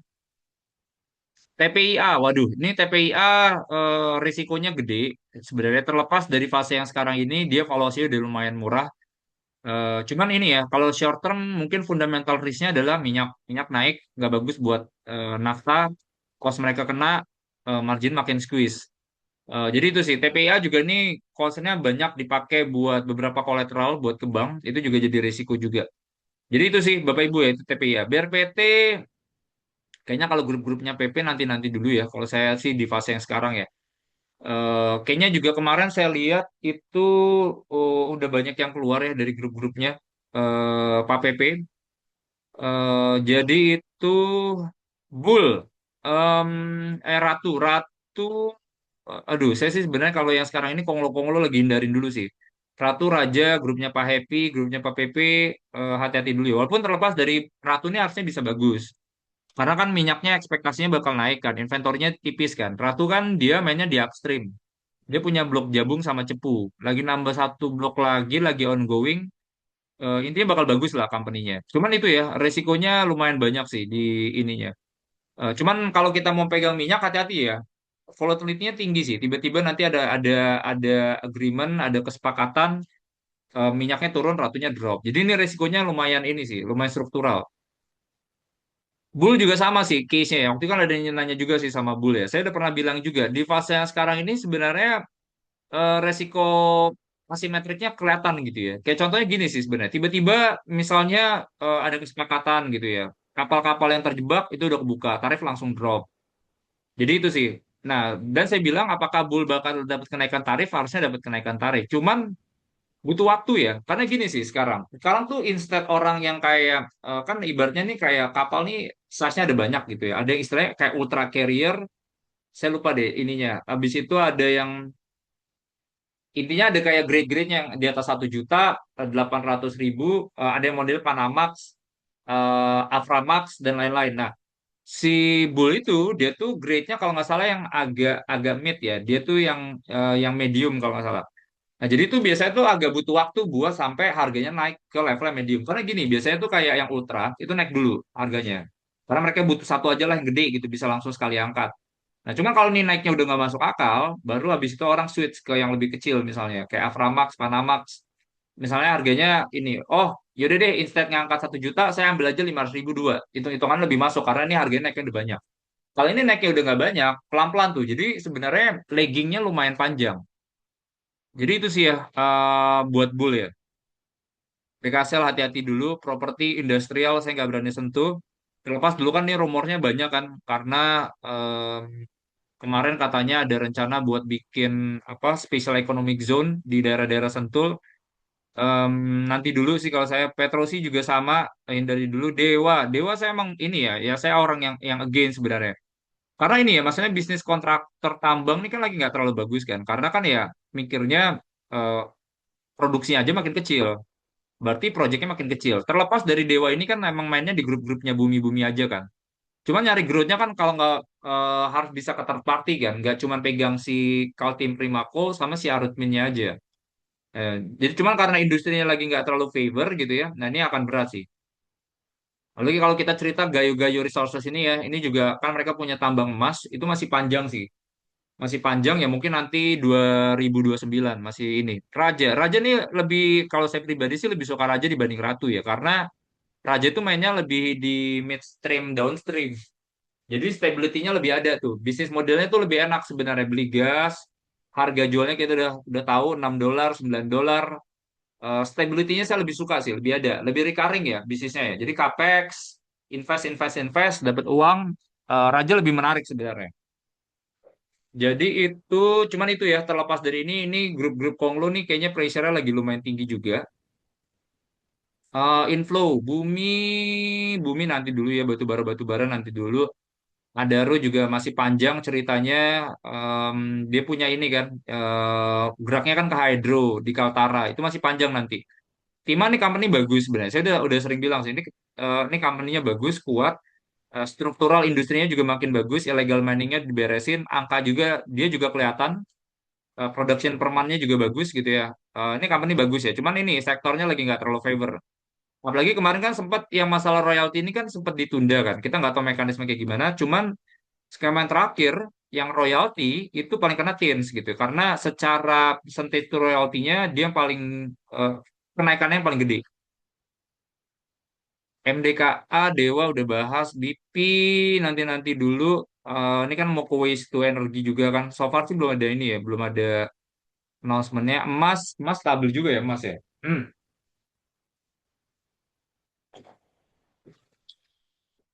Emas ini lumayan di ini sih, lumayan stabil sih ya. Cuman tetap ya saya pribadi resikonya eh, lagi asimetrik di fase yang sekarang. Banyakkan resiko ke bawahnya ya dibandingkan resiko ke atas. Atau sahamnya naik. Iya, emas nih cuman ini ya sebenarnya ya. Emas nih kalau kita ngeliat secara ininya, sebenarnya porsi free float-nya bisa dibilang kan di sini dia tuh ada sekitar 31% kan free float-nya kan. Cuman kalau kita coba take out, nih saya coba lihat data ini ya. Kita buang aja yang kayak Nusantara Indah Cemerlang, Winato Kartono, Kontinum. Ini mungkin, ntar ya, 10. Ya ini mungkin free float-nya juga kurang dari 15% ya, emas ya. Jadi hati-hati juga Bapak Ibu, yang concentration seperti ini kita kalau nggak kenal sama ownernya kayaknya harus agak hati-hati juga ya. Ini paling itu ya karena itu ya yang ETF-nya ada 1%, SMG pegang 1%, Standard Charter. Jadi itu ya Mas ya. Saya sih nanti dulu ya. Aman, aman. Ya tadi ya saya udah jelasin. BCA, wah BCA ini udah bener-bener kayak orang pas harga-harga 6.000, 7.000 tuh kayaknya beli, beli, beli, beli gitu ya BCA. Cuma ya itu ya karena di fase yang sekarang nih kayaknya lagi nggak terlalu bagus. Dan menariknya kalau kita ngeliat struktur shareholdersnya BCA, itu kan ada salah satu yang investor mereka yang gede itu namanya Capital ya. Di fase sekarang nih si Capitalnya aja itu jualan terus si BCA-nya. Yang biasa itu mereka selalu ambil terus, ambil terus. Em, ini ada something sih ya, berarti ya ke ekonomi ini saya agak lumayan hati-hati dulu sih. TPI ya tadi udah bahas, BRI Mandiri pressure-nya masih tinggi. Cuman kalau Bapak Ibu pengen punya exposure ya, pengen pelan-pelan averaging down buat ambil bank sih menurut saya sih oke-oke aja ya. Kalau yang tipikalnya bottom up ya Bapak Ibu ya. Kalau saya sih mendingan masuk nanti dulu, tunggu datanya udah lumayan bagus. Astra ini lagi ongoing buyback juga sih. Ini Astra lagi ongoing buyback, company menarik ya. Cuman nggak tahu kenapa ya, saya merasa Astra eh, ini ya di fase yang sekarang ini kan sebenarnya ekspansi ke EV itu udah COVID kan. Astra tuh market share-nya tuh turun terus ya. BYD tuh marketnya share-nya naik terus. Kita tahu sih sebenarnya expand mobil Toyota ini expand ke EV itu rata-rata pakai GV semuanya. Cuman nggak tahu ya kalau kita lihat sama GV sama beberapa company-nya ini belum terlalu kelihatan sih ininya ya. Astra sih saya pribadi nanti dulu sih. Apalagi dia mungkin proksinya kan otomotif, suku bunga lagi naik, kayaknya resikonya gede. DSSA tadi udah, BNI juga udah. Paling itu ya, Bapak Ibu ya. Ini data, ini datanya China, belum nggak ada yang spesifik. Kita lagi coba tungguin tuh beberapa data nanti. Foreign Reserve, ini penting buat saya nih. Ini rilisnya 8 Juni. Cadangan devisa kita bakal ngelihat ini apa. Em, nah ini sedikit monthly outlook ya. Intinya gini sih sebenarnya ya. Kan concernnya saya udah pernah bahas. Saya juga udah selalu bilang bahwa saya nggak punya posisi eh, hati-hati buat ke marketnya sekarang gitu. Ini Bapak Ibu nanti bisa baca. Concernnya dari makronya ada, domestiknya lebih dominan lagi, resiko terkait dengan Danantara, masalah APBN, downgrade. Em, ini langsung ini aja ya. Sektor yang menurut kita masih favor tuh sekarang ada masih banking yang relatively lebih ini ya. Kalau Bapak Ibu masih punya posisi ya, sama komoditi. Yang kita lihat bakal tertekan tuh ada properti, otomotif, consumer goods itu bakal lebih kerasa. Nah, jadi buat yang kemarin, ini karena saya selalu fair-fairan, saya bilang bahwa kemarin kita kalah sama ISG-nya. ISG-nya itu cuman koreksi 11%, cuman kita koreksinya lebih dalam 17,3%. Karena emang waktu itu, karena ini kan tipikalnya buy and hold ya. Buy and hold tuh berarti kasih rekomendasi di awal bulan, kita hitung jujur-jujuran di akhir bulan gitu ya. Jadi cuman di tengah-tengah itu sebenarnya kan ada berita jelek terkait dengan sentralisasi ekspor, terkait dengan royalti. Jadi kita karena kita nggak bisa rebalancing, kita nggak bisa deletion, ya udah gitu ya. Jadi itu ya. Cuman ini ya Bapak Ibu ya, jangan di plek-plek sama gitu ya. Plek-plek sama tuh maksudnya kita kalau ada berita jelek terkait dengan company itu, kita bisa langsung pull out ya. Karena kalau seandainya kita nggak ada Medco, nggak ada Aman, nggak ada DSNG yang heavy ke komoditi, harusnya performa porto kita bagus. Karena ini ya kemarin ya masalah komoditinya. Nah, cuman kalau overall dari awal tahun kita masih perform, ISG-nya turun 29%, kita drop 13,5%.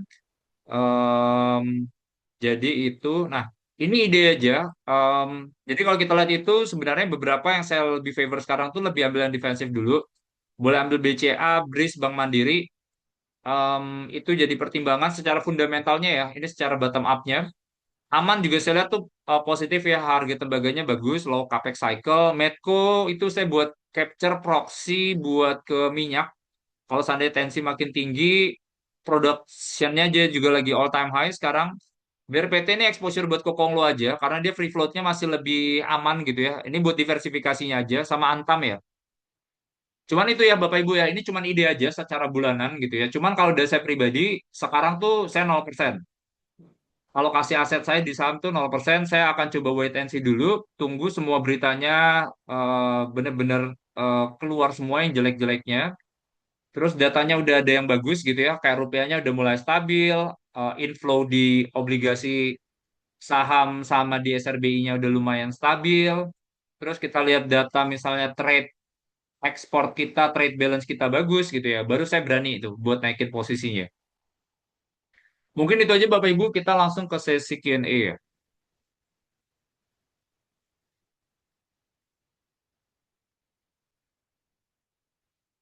Em, Bro Niko, dari kacamata top down, katalis apa aja yang diharapkan mungkin terjadi dalam jangka pendek ini? Katalis positif, negatif. Positif ya. Kalau positif sih, em, kalau makro mungkin saya nggak ini ya. Saya mungkin langsung starting dari Indonya aja. Nggak. Kalau dari makro sih mungkin ini ya. Ada kesepakatan. Cuman kayaknya unlikely. Kayaknya sekarang dua-duanya lagi eh, nggak ada deals ya. So far sih saya nggak ngeliat ada tensi yang positif ya antara US dan juga Iran. Globalnya banyak yang lumayan worried gitu ya. Tadi kan Nasdaq-nya turun dalam, Kospi turun dalam. Jadi kalau seandainya tiba-tiba makronya tuh dari sisi saham-saham tech-nya tuh drop gitu ya, karena mungkin earnings delivery-nya nggak terlalu bagus. Nah, kita makin dalam lagi tuh karena ada tambahan limpahan dari spillover makronya. Jadi sistematik faktornya muncul tuh. Risiko sekarang kan risiko kita kan risiko unsystematic kan. Risiko buat Indonya doang. Cuma kalau misalnya yang luarnya juga pada jualan turun, nah itu tuh kita bakal kena. Jadi itu katalis negatifnya. Kalau yang buat Indonya katalis negatifnya ya masih banyak ya, masih banyak sekarang. Kebijakan itu jadi perhatian. Tiba-tiba ada tambahan kebijakan, masalah kayak tadi tuh contohnya kayak kebijakan terkait dengan growth split dan juga cost recovery buat metal mining. Terus tiba-tiba kemarin kan kemarin kan sebenarnya statementnya Danantara itu soal sentralisasi ekspor itu adalah mereka akan ambil margin sewajarnya. Nah ini kita masih nggak tahu nih definisi wajarnya itu seperti apa. Jadi itu ya, itu beberapa kebijakan. Sama satu yang paling saya tungguin itu adalah nanti review dari Moody's, S&P sama Fitch buat ke kondisi kita. Kalau seandainya kita diturunin dalam possibility-nya bisa 1 notch gitu ya, rupiahnya kena. Nah, ini harus hati-hati dulu sih. Ada possibility juga lagi nggak nanti diturunin? Ada kemungkinan juga. Nah, jadi itu sih, itu beberapa yang saya lumayan worry. Cuman satu yang saya perhatiin itu adalah nanti apakah kita bakal diturunin rating obligasi apa enggak. Cuman kalau buat kita diturunin ke frontier market, saya bilang kemungkinannya kecil ya, harusnya ya. Jadi itu sih ya, Pak Agustinus ya. Katalis positif ya, yang bisa jaga ISG-nya. Saya nggak tahu ya. Ini my personal opinion juga sih. Cuman kalau di fase yang sekarang tuh kayaknya investor market nih butuh trust. Mungkin trust ini yang ibaratnya muncul dulu zaman-zamannya Bu Sri Mulyani. Saya mungkin bisa bias gitu ya. Cuman saya lihat Bu Sri Mulyani itu kan punya punya track record gitu ya, punya track record. Dia juga udah lama di World Bank. Investor trust-nya tuh ada gitu ya ke Bu Sri Mulyani. Karena emang tipikalnya gitu ya. Menurut saya sih sangatnya fiskal disiplin agak sedikit berbeda ya, agak sedikit berbeda sama Pak Purbaya. Cuman fase itu yang kita butuh sekarang. Apakah kalau misalnya Pak Chatib Basri jadi Kementerian Keuangan itu bisa jadi katalis positif? Menurut saya probability-nya ada, kemungkinannya ada. Karena Pak Chatib itu tipikal juga yang sangat prudent. Kalau kita lihat dari diskusinya Pak Chatib tuh juga harapannya adalah dia bisa dorong kelas menengah saat ini. Jadi kalau kelas menengahnya ini bisa didorong, harapannya sih bisa lebih positif ya. Jadi itu ya, Pak Agustinus ya. Pak Pak Karno Edi, tebakan Pak Niko 5 saham yang paling cepat rebound atau pulih, boleh persen, boleh waktu. Waduh, cepet 5 saham yang paling cepat rebound ya. Hmm, Biasa gini sih. Intinya kalau kalau kita ngomongin rebound ini kan berarti starting prosesnya itu adalah market udah mulai bagus. Market udah mulai bagus berarti flow kan. Berarti intinya kayak ada retail domestic flow, ada foreign flow. Nah, foreign flow pasti kita ambil proxy satu pasti banking. Jadi kalau misalnya disuruh pilih banking, em, saya sih lebih prefer sebenarnya ke private bank. Saya sih lebih ambil ke BCA sebenarnya. Kalau dia nanti kayak recovery, private bank seharusnya kan lebih apa ya, lebih nggak ada intervensi kan dibandingkan sama yang SOE banks. Karena saya merasa kalau misalnya bank BUMN ini ruang risikonya lebih ada sih. Apalagi kan kayak mereka pasti ada kayak masalah tiba-tiba, oh ya nih NIM-nya terlalu tebel, suruh turunin suku bunga. Risiko itu ada sebenarnya. Karena eh, kita tahu nih arahnya kebijakannya Pak Prabowo itu tipikalnya sosialis kapitalis. Jadi kalau dilihat yang kapitalis-kapitalis banget, yang marginnya tebel-tebel ini bakal disikat juga. Itu possibility-nya ada. Jadi saya lebih prefer sebenarnya private banks. Saya ambil BCA sebenarnya. Em, yang bagus lagi, yang bisa rebound 5 ya. Waduh, berat nih. Aman kedua. Saya suka sih company-nya ya. Saya suka company-nya, harga tembaganya juga lagi bagus. Fase jeleknya mereka udah lewatin semua, capex cycle-nya mereka udah beresin semua. Saat ini so far masih ini ya, concern terkait dengan sentralisasi ekspornya juga belum kena gitu ya, karena kan kenanya tuh di CPO sama batu bara. Masih suka sih, saya sih sebenarnya aman masih suka. Jadi itu ya. Dua, tiga, apa ya? Hmm, ya kalau banking sih mungkin bisa tambahin. Cuman hmm, ini agak susah nih buat ketiga ini. Saya conviction masih itu deh, BCA. Ya mungkin kalau ambil BUMN, walaupun ada beberapa resikonya mandiri sih.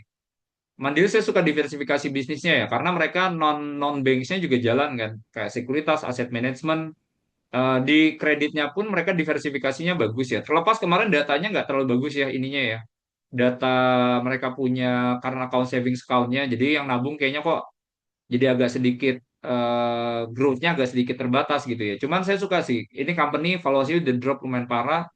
Proxy buat dari sisi foreign investor juga, Mandiri, BCA aman. Apalagi ya, properti nanti, otomotif nanti, consumer nanti. Wah, dua lagi agak berat sih. Kalau rebound ya beres, komoditi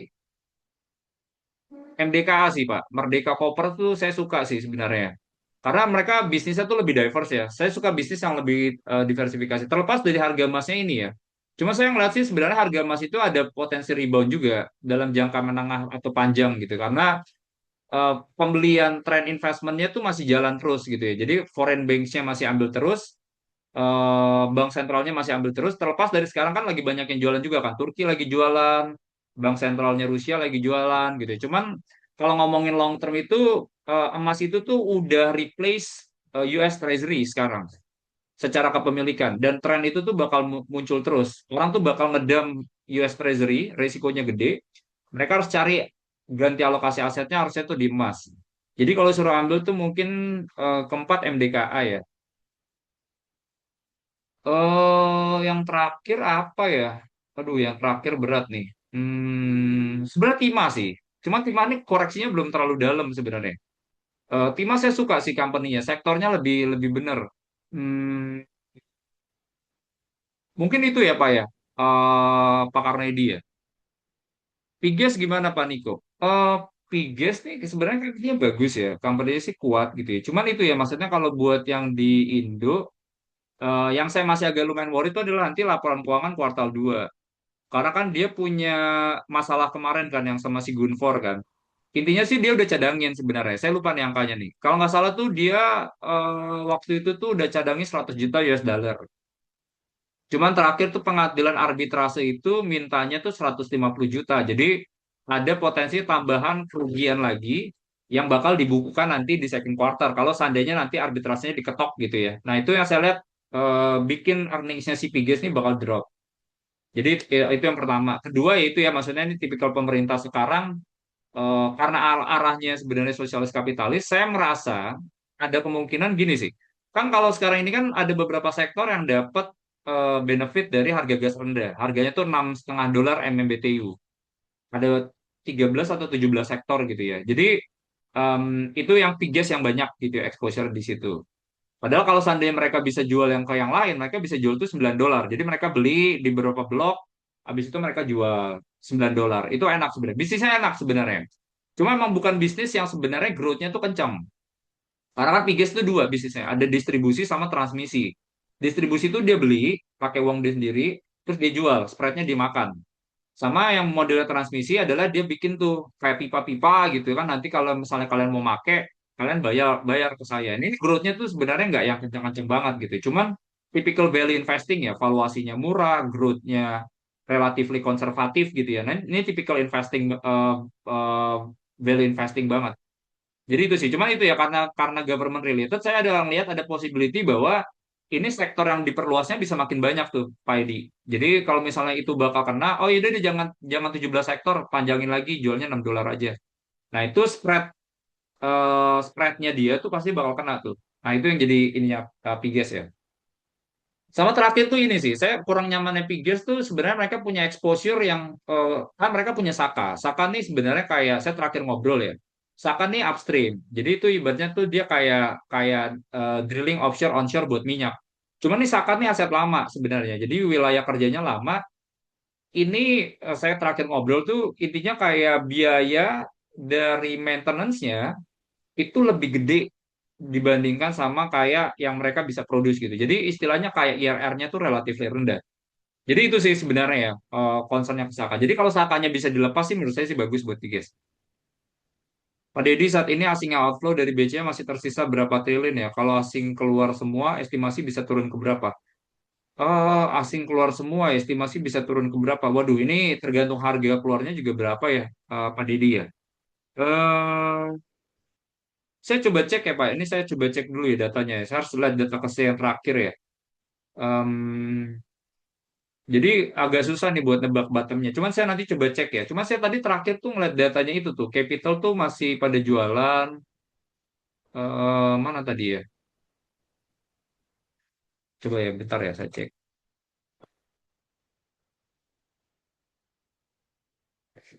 Iya, ini kalau kita ngeliat data terakhir nih, sebenarnya yang keluar banyak tuh udah banyak nih. BlackRock keluar, JP Morgan udah keluar terus, Norges Bank keluar. Cuman yang ini ada welcome keluar juga raw prices sama Capital Group. Capital Group nih biasanya ambil terus ya. Cuman ini keluarnya gede nih dia nih. Dia keluarnya tuh secara jumlah sampai 554 juta lembar. Cuman yang masuk-masuk yang kayaknya modelnya yang ETF ya. Ini ada kayak Vanguard, ada ini ada Vanguard sih. Cuman yang kalau yang ininya ada Mitsubishi UFJ, Paling itu sih. Jadi floatnya tuh sekarang dia masih 42,5%. Jadi itu sih. Cuma nanti saya coba cek ya, Pak ya. Kalau kira-kira keluar, waduh. Cuma tergantung harganya juga sih berapa. Saya nanti coba hitung dulu ya. Pak, ada update terkait Patriot Bond, apakah benar akan dikaitkan dengan program tax amnesty? Ini nggak tahu ya, Pak Gautam ya. Saya sih kemarin coba cross check sana sini kan awalnya rumornya yang punya pajak ya, saya nggak tahu secara revenue atau secara nominal pajak itu 3 miliar, itu bakal disuruh ambil merah putih bonds namanya. Bukan yang Patriot Bond. Kalau Patriot Bond kan yang kemarin ya, Patriot Bond itu kan yang kayak beberapa konglo masuk ke Patriot Bond dikasih bunga 2%. Intinya buat support kebijakannya Danantara ya salah satunya. Cuma emang Danantara tuh sekarang lagi fundraising juga sih. Makanya kemarin mereka di rating sama Moody's sama S&P. Cuman merah putih bonds nih kita yang belum tahu. Cuman skema yang terakhir yang saya tahu adalah kita nggak dipaksa untuk beli merah putih bonds itu. Cuman dikasih insentif sebenarnya. Saya masih belum tahu insentifnya seperti apa. Cuman ada rumor terakhir yang saya dengar katanya si merah putih bonds itu intinya kalian masuk aja. Kalau kalian misalnya udah masuk, bunganya kan pasti rendah kan. Intinya kayak uangnya jadi bersih, jadi clean. Nah ini saya nggak tahu ya, ini juga rumor sih. Insentifnya saya masih belum tahu.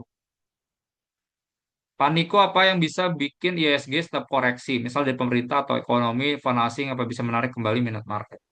Ini struktural sih Pak ya, karena maksudnya banyak sejumlah kebijakan yang kayaknya foreign tuh lumayan nggak terlalu suka gitu ya. Karena ya itu maksudnya ketidakpastian kebijakan itu saya merasa sih itu lumayan lumayan fatal sih tiba-tiba bikin sentralisasi ekspor jual ke sini terlepas dari beberapa negara melakukan ini ya maksudnya via Singapura misalnya menerapkan ini China menerapkan ini misalnya cuman ketidakpastian kebijakan itu menurut saya itu sangat penting jadi kalau misalnya kayak terkait dengan stop koreksi ya mungkin mereka coba apa ya batalkan sejumlah kebijakan yang sebenarnya udah sempat direncanakan sebenarnya. Jadi itu sih. Yang kedua adalah MBG sih. MBG sih gini ya. Maksudnya in overall kan ya terlepas dari Pak Dadan nih udah kena ya. Cuman kita coba lihat nih. Maksudnya masih bakal nyanyi atau enggak. Cuman sejumlah MBG ini kalau seandainya itu ya, maksudnya mungkin dari sisi kan udah banyak yang ngasih masukan, kita nggak tahu ya arahnya seperti apa. Cuman kalau seandainya ini program sebenarnya bisa alokasikan buat ke sektor-sektor yang sebenarnya lebih punya multiplier effect, itu menurut saya juga bisa bagus. Mungkin market akan responnya bagus gitu ya. Mereka akan coba evaluasi program ini gitu ya. Jadi saya lihat harusnya market reaksinya lebih bagus. Karena selalu tuh S&P Moody's tuh nggak suka kebijakan spending government yang modelnya konsumtif. Mereka kalau yang kayak zaman-zaman infrastruktur gitu ya kan, yang bikin kita dulu di-upgrade kan karena kita, oh ini bagus nih Indonesia nggak pakai subsidi-subsidi lagi, alokasi belanjanya kecilin di situ, mereka gedein dana desa, mereka gedein belanja infrastruktur. Jadi itu sih yang sebenarnya bisa bisa kasih sentimen positif. Sama rupiah sih, rupiahnya kalau misalnya udah bisa lebih stabil, cuman kita harus kompensasi misalnya dengan kenaikan suku bunga, flow-nya udah mulai masuk, foreign flow-nya udah mulai jalan semua, harusnya sih bakal bagus ya. Koreksinya harusnya sih akan lebih terbatas ya, Pak. Jadi itu sih sebenarnya ya. Cuman yang satu yang kita lagi coba cermatin tuh rupiah nih. Rupiah tuh bener-bener jadi proxy trust dari confidence-nya investor. Jadi itu sih. Karena gini ya, maksudnya kan kalau rupiah ini fungsinya banyak. Kalau kita bisa hot money-nya sekarang lagi pada keluar semua tadi. SBN masuk cuman makin kecil, SRBI-nya masih keluar, sahamnya masih keluar. Itu hot money. Cuman kalau tiba-tiba nanti data foreign direct investment kita negatif, wah itu struktural tuh Pak. Berarti artinya trust ke investor buat jangka panjang ke Indonesia itu bakal jelek.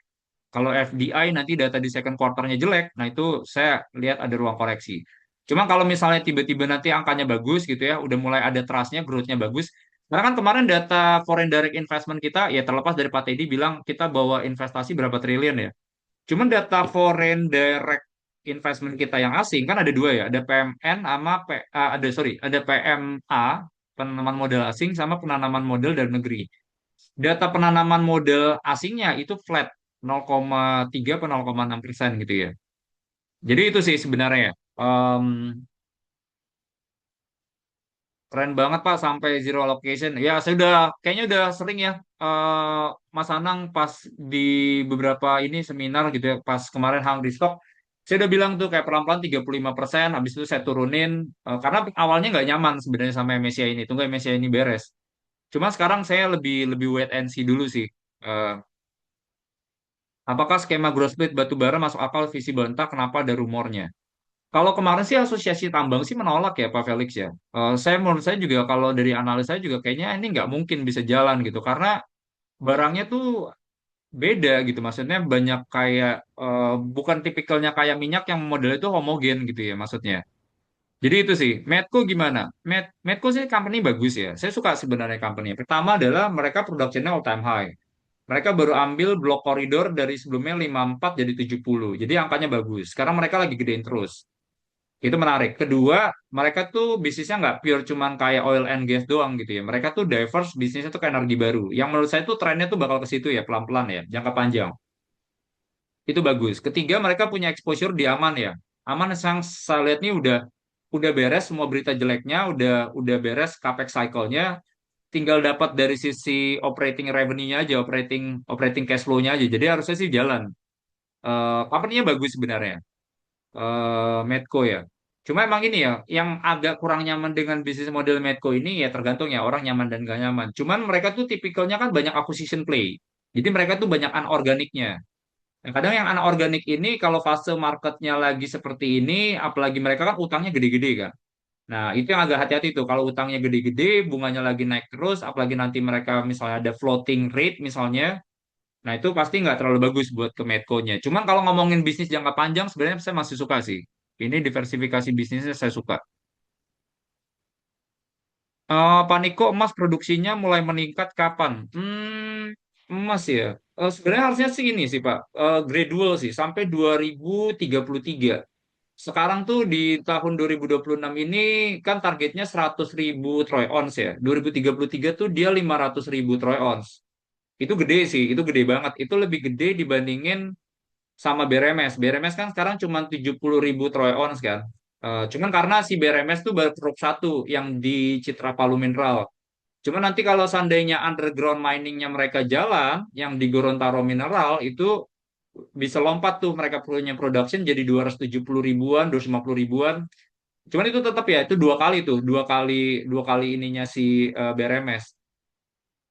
Apakah cocok untuk invest long term ya? Emas long term ya. Saya sih gini sih. Kalau dibilang valuasi sebenarnya nggak murah-murah banget ya, Pak Rangga ya. Kalau disuruh pilih sekarang sih, saya jujur lebih ambil BRMS sebenarnya. Karena eh, dari kualifikasi tambangnya sih saya banyak yang lumayan suka sih. Karena itu ya, maksudnya kalau yang di sekarang ini kan si emas itu di tambang Panigold ini dia tuh grade-nya tuh lumayan rendah, 0,9 gram per ton. Cuman kalau yang si BRMS itu terakhir tuh dia 1,5 gram per ton, yang Gorontalo mineralnya aja. Yang Citra Palu Mineral. Cuman nanti kalau Gorontalo Mineral itu tuh modelnya gini sih, dia tuh kayak underground mining. Jadi emasnya tuh kayak akar-akarnya tuh udah mulai kelihatan gitu. Jadi ngambilnya gampang. Nah itu kalau versi mereka ya berdasarkan kayak visibility study yang dilakukan oleh JORC. Itu kan kayak kalau kita misalnya pengen ngecek emas itu kan ada pakai LAPI ITB bisa pakai JORC. JORC kan yang mungkin sebenarnya mirip-mirip aja, beda-beda tipis. Cuman lebih punya credibility sebenarnya. Nah, dia tuh bisa bilang bisa sampai 4,5 gram per ton, 4 sampai 4,5 gram per ton. Jadi itu grade-nya sangat tinggi gitu. Jadi itu sebenarnya saya lihat menarik si BRMS ini sebenarnya menarik.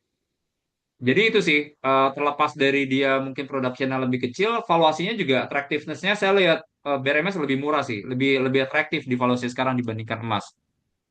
Jadi itu sih, paling itu ya Pak Rangga ya. Kalau pengen punya proxy buat ke gold ya Pak. Bapak Ibu mungkin itu aja buat sesinya di hari ini. Message-nya satu intinya, kalau saya sih sebenarnya jangan coba tangkap pisau jatuhnya dulu aja, selalu tunggu datanya dulu. Nggak apa-apa, mendingan kita telat dibandingin kita mencoba spekulatif yang kayak saya lakukan kemarin gitu ya, naikin 20% tiba-tiba langsung cut loss, lumayan sakit juga. Jadi itu kita coba tunggu sejumlah kebijakan, tunggu sejumlah sentimen positif. Cuman satu yang sebenarnya itu penting ya, kita tahu bahwa indeksnya murah sekarang. Cuman trust-nya nih, kita butuh trust, kita butuh sustainability ini balik, karena trust dan sustainability ini akan translasi ke earnings growth sebenarnya. Cuma kalau ketidakpastian kebijakan, mulai ngegerus kita punya margin, growth-nya nggak muncul, resiko tuh pasti masih ada terus sih. Jadi itu Bapak Ibu, stay safe, tetap hati-hati dulu, tetap konservatif, jangan terlalu agresif gitu ya buat ke market yang sekarang. Makasih semuanya posisinya di hari ini. Makasih Pak Dedi, Pak Dani, Pak Rangga, Pak Hidayat, Pak Wes Wirawan, Pak Joseph, Mas Anang, makasih banyak. Semuanya saya izin live ya. Sukses dan juga sehat selalu. Have a nice weekend semuanya. Bu Siska juga makasih banyak.